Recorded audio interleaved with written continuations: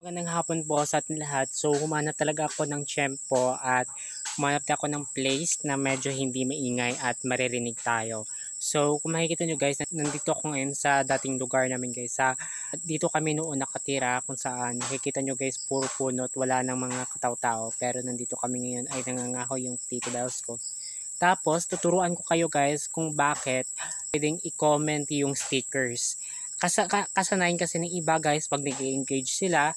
So, ang daming mga stickers o emoji lang yung kino-comment nila guys. Sticker kasi guys, considering as a spam engagement po yan guys. So, kung sa totoo lang guys, effective spam po yan sa lahat ng mga nagko-content. Lalo na sa mag-comment yan. Talagang low quality yung content natin na ginagawa. Kahit maganda pa ito.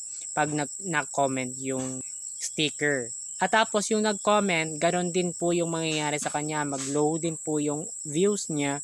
Kasi yung sticker nga is considering as a spam comment or fake engagement. Paano ko ba nasasabing fake engagement? Ang content kasi natin, kailangan natin mag-comment doon related sa mga videos or sa topic na ating napapanood.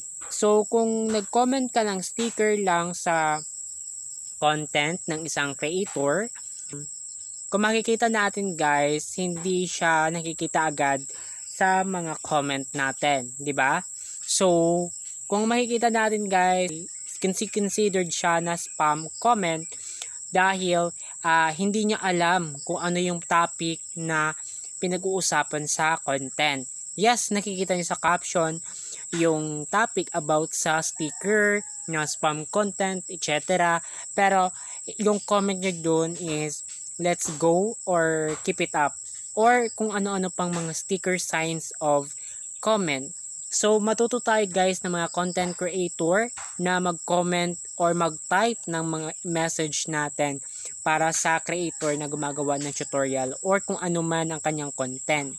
So kung gusto natin guys na hindi low quality videos or masyado band, kailangan nating mag-comment ng related to own video kung ano man yung pinapanood natin, di ba?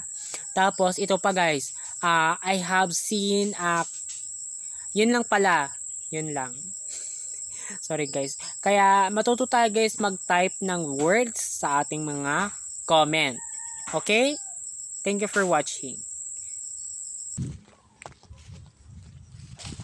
Nakita nyo guys ang